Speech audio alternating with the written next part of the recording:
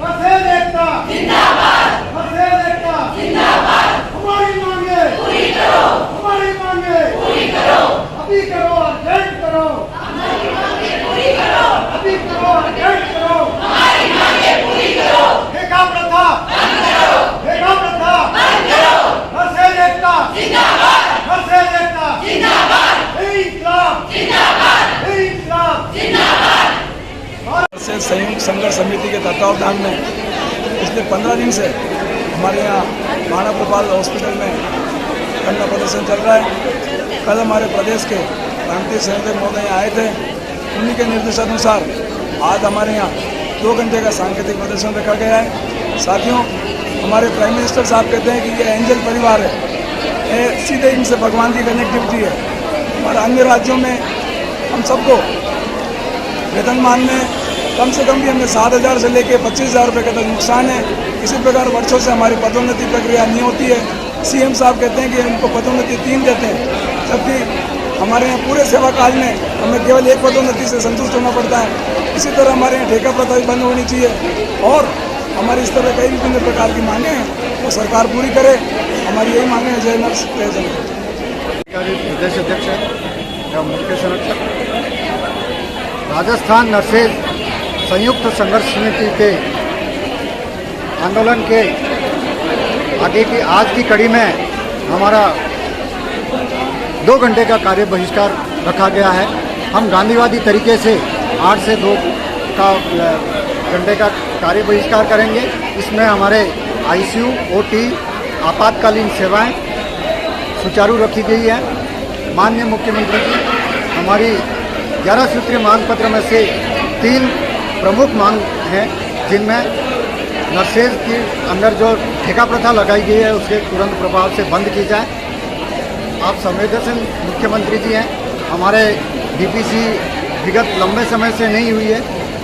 साथ ही तीसरी हमारी प्रमुख मांग है वो है यूपी, बिहार, अन्य प्रदेशों से हमारा वेतन हमें कम मिल रहा है।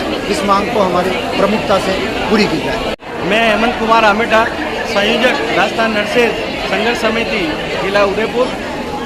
आज हमारे पूरे राजस्थान में जो आंदोलन चल रहा है हमारे संयुक्त संघर्ष समिति के तत्वावधान में, उसका आज हमारा 15वां दिन है। और आज हमने 15वें दिन को पूरे राजस्थान में हमने इस प्रकार का एक प्रोग्राम रखा है कि हमारी सारी नर्सेज राजस्थान की 2 घंटे की टोकन स्ट्राइक पर रहेगी। और इसी क्रम में हमने यहाँ पर महाराणा भोपाल हॉस्पिटल जो आरएनटी मेडिकल कॉलेज का सबसे बड़ा चिकित्सालय है, उसमें हमने सभी ने 2 घंटे का सांकेतिक हड़ताल रखा है। और उसमें हम सब यहाँ नर्सेज सरकार से मांग करते हैं कि वो हमारी मांगों को शीघ्र पूरा करे और हमें कोई आंदोलन को उग्र करने की आवश्यकता नहीं हो और वो हमारी मांगों को शीघ्र सुने। हमने जनता के हित में और चिकित्सालय प्रशासन के हित में कुछ चीज़ों को हमारी हड़ताल से मुक्त रखा है। इसमें जैसे हमारी इमरजेंसीज हैं वो सारी संचालित हैं, हमारे जितने भी आईसीयूज़ हैं वो सारे संचालित हैं। जहाँ पर डिलीवरी और इस प्रकार की प्रक्रियाएं होती है, लेबर रूम और पन्नादारी महिला चिकित्सालय के आईसीयू वो भी सारे संचालित हैं। हमारा उद्देश्य किसी भी रोगी और राजस्थान की जनता को नुकसान पहुंचाना और उनके स्वास्थ्य के लिए खिलवाड़ करना हमारा कतई नहीं है। और हम राजस्थान सरकार से मांग करते हैं कि वो हमारी नर्सेज जो एक हमेशा एक वाइट कॉलर जॉब में अपना काम करती है और ईमानदारी से यहाँ पर सेवा करती है जनता की, उनको मजबूर न करें कि हम उग्र आंदोलन की ओर बढ़ें और कहीं इस प्रकार की राजस्थान की जनता को इसका खामियाजा भुगतना पड़े। साथ ही मैं जनता से भी अपील करूँगा और जो भी हमारे विधायक सांसद महोदय जो इसको हमारे इस प्रोग्राम को देखें, उनसे भी निवेदन है कि वो राजस्थान सरकार के संवेदनशील मुख्यमंत्री को हमारी बात आगे पहुँचाए और हमारी मांगों को शीघ्र पूरी कराए। और हमारा ये आंदोलन चलता रहेगा और इसके आगे भी आंदोलन है। इसके बाद में हमारे जयपुर में महारैली है और हम क्रमबद्ध तरीके से पूरे जिले में एक दिन छोड़कर एक दिन टोकन हड़ताल का हमारा जो कार्यक्रम है उसको हम पूरा करेंगे। धन्यवाद।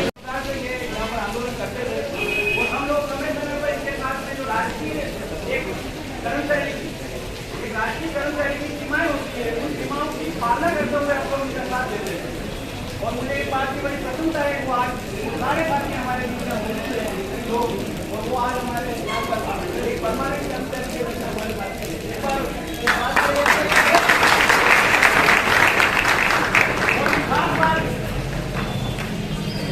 इसके लिए धन्यवाद दूंगा उन साथियों को, उन्होंने हमेशा अपने वरिष्ठ नेताओं को जो हमेशा नर्सिंग के क्षेत्र में काम करते आए हैं, उनको कभी भी पूछने का प्रयास नहीं किया और उनकी बात पे भरोसा रखा। और जब एक दूसरे के प्रति भरोसा, प्रेम और विश्वास होता है तो जब हमें जो भी मंजिल हासिल होती है वो बहुत अच्छी होती है और उसी का परिणाम है ये काफी आज हमारे बीच में है। और हमने इनकी वापस एक मांग उठाई के लिए बहुत जरूरी है। जब ये लोग संविदा पे काम करते थे तब उनकी उम्र कोई 25 साल का हो गया, कोई 27 साल का हो गया और 33 साल का हो गया।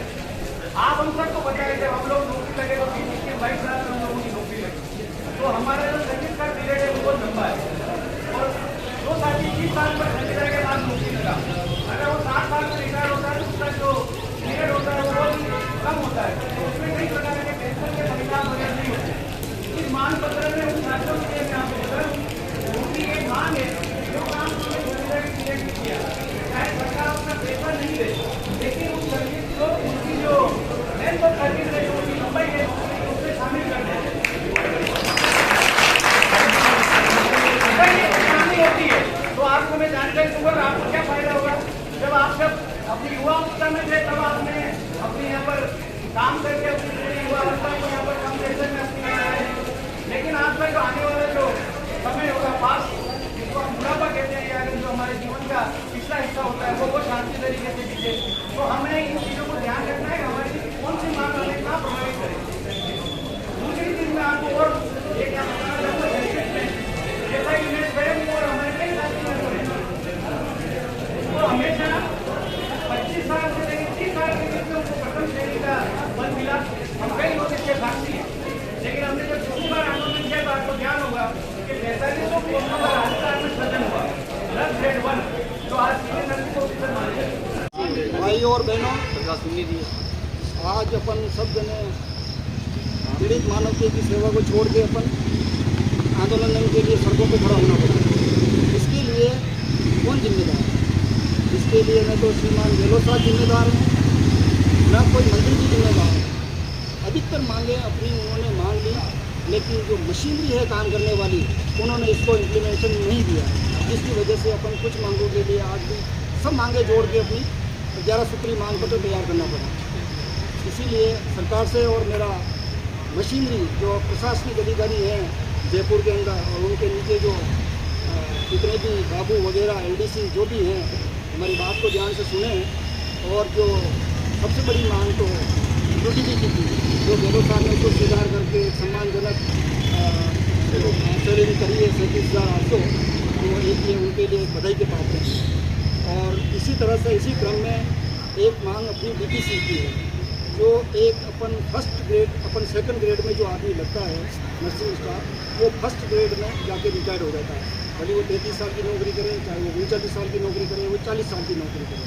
एक प्रमोशन से पूरे सेवा काल में एक प्रमोशन से दूसरा प्रमोशन ही हो पाता है। फर्स्ट में जो आता है उसके बाद एक प्रमोशन लेके वो अपने घर चले जाता है। हमारी कई बार हमने ज्ञापन के माध्यम से और समय समय पर उच्चाधिकारियों को सब जनों को हमने ज्ञापन भी दिए, सूचना भी दी, लेकिन वही घाट के पास थी। हर बार डीपीसी बनेगी, पुरानी लिस्ट से निकलेगी, जो दिवंगत हो गए उनके भी नाम चलेंगे, जो रिटायर्ड हो गए उनके नाम चलेंगे।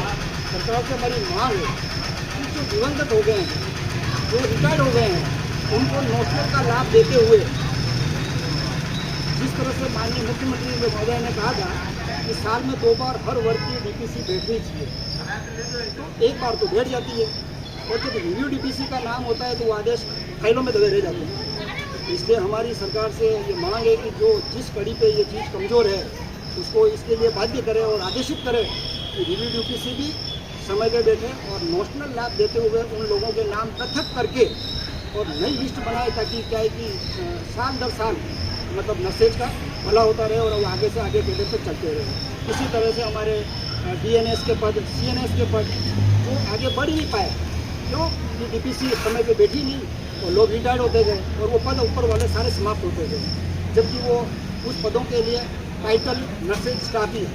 तो इस तरह से ये भी एक आर्थिक नुकसान को उठाना पड़ रहा है। और निदेशालय हमारा जो अलग बने, तो एक ये बहुत बड़ी मांग है कि अपना निदेशालय अलग बने, ताकि हमारी जो भी समस्याएं हैं तो उस निदेशालय के माध्यम से त्वरित गति से समाधान हो सकेगा।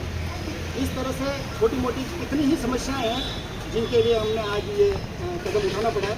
हमें काफ़ी वेदना है कि रोगियों की हम सेवा नहीं कर पाते हैं, आम रोगियों को कठिनाई ज़्यादा होती है। हम नहीं चाहते कि सेवा भाव, हमारा जो प्रोफेशन है वो सेवा भाव से जुड़ा हुआ है। हम कतई नहीं चाहते कि हम सड़कों पर आएँ, हम कार्य का करें, 1 घंटे का 1 मिनट का भी हम बहिष्कार करें, हम कदापि इस चीज़ को नहीं चाहते। सरकार हमारी मांगे विनम्रतापूर्वक सुने, इसी के साथ मैं अपना उद्बोधन समाप्त करता हूँ।